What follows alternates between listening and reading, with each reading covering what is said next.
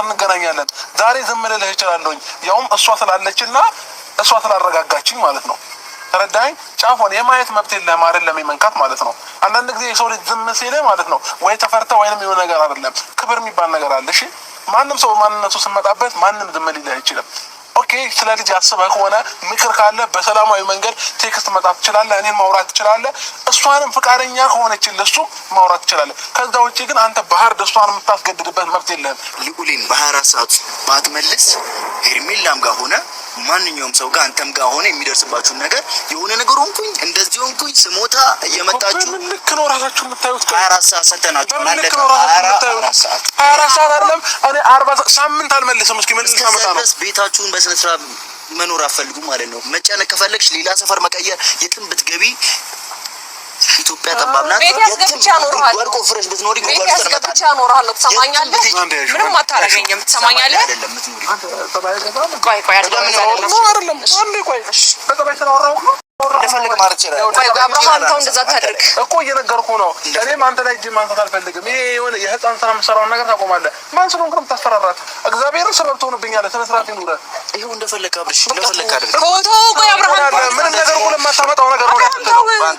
ተው በቃ ካለ ለዛ ነው አንተ ጋር መጥቼ ተደወለ። ማን ስልክ ይመልሳል?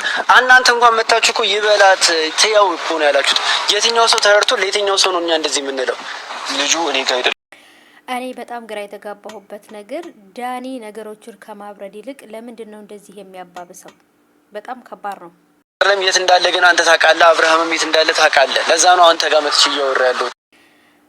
ዳኒ አሁን ላይ ልጆቹን ከዚህ በፊት ሌሎች ደግሞ የአብርሽም ወንድም ደግሞ በሌላ ቻናል ላይ ቪዲዮ ተለቋል።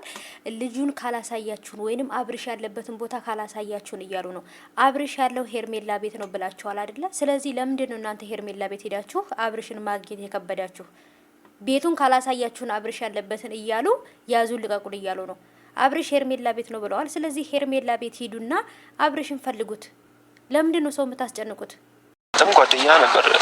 አሁን ጥሩ ሆኖ ጥሩ አትሆኑ ችግር ሊፈጠር ይችላል። ግን ከዚህ በፊት ጓደኛ ነበርና ከዚህ በፊት ስላሳለፋችሁ ጥሩ ነገር ብለህ ወደ አስከፊ ነገር መሄድ የለብህም። አዎ እኔ በዚህ ነገር እስማማለሁ።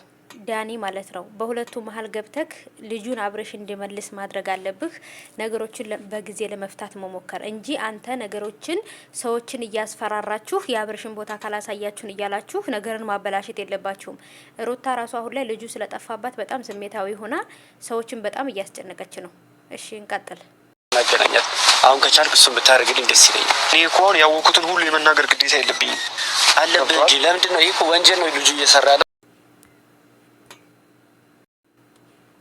ማለት ነው። ዳኒ ወንጀል ላይ ተባባሪ ነክና ስለዚህ እነሱ ላይ ወይንም አብርሽ ልጁን ይዞ እንዲጠፋ ስለተባበርከው አሁንም ቢሆን ደግሞ ልጁ ያለበትን አብርሽ ያለበትን ቦታ ካላሳየህን ወንጀል ነው የሰራኸው እያለ ነው።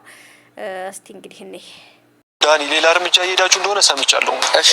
ስለዚህ እርምጃችሁንም እንድታቆሙ ፈልጋለሁ። በጣም ይቅርታ ጠይቀናችኋል። በጣም ልጁን እንድታሳዩት ለምነናችኋል። ገባ? ከዚህ በኋላ ሩታ የፈለገችውን ውሳኔ ትወስን። ሩታ ደግሞ በምትወስነው ውሳኔ ላይ ማለት ነው እኔ ከጎናለሁ። ታሳየኛለህ አታሳየኝም ነው? አብርሃም ልጁ ያለበትን ነገር ታሳየናለህ አታሳየንም? አመሰግናለሁ። ነገ ለሚመጣው ነገር ነው ማለት አብርሃም ለሚገባበት ነገር አንተም ደግሞ በተባባሪነት ለምትገቡት ነገር ኃላፊነቱን ትወስዳለህ። ዛሬም በድጋሚ የአብርሽና የሩታ ጉዳይ ሚዲያውን እያጨናነቀ ነው። የአብርሽም እህት እንግዲህ ልጁን ይዞ መጥፋት የለበትም በዚህ ነገር እኔም እቃወማለሁ። ስለዚህ አብርሽ ልጁን ይመልስ እያለች ነው። ዳኒም ከዚህ በኋላ በሚመጣባችሁ ነገር ተባባሪዎቹም እሱም የሚመጣባችሁን ነገር ለመቀበል ዝግጁ ሁኑ እያሉ ሁሉም የአብርሽም ወንድም በቃ እየፎከሩ ነው። በቃ ካልወሰዳችሁን የአብርሽን ቤት ካላሳያችሁን እያሉ ማለት ነው። አብርሽ ሄርሜላ ቤት ነው። ስለዚህ ሂዱና ሄርሜላ ቤት አብርሽን ማግኘት ትችላላችሁ። ለምንድን ነው እኛን የምታጨናንቁን? ምንድን ነው የምትፈልጉት?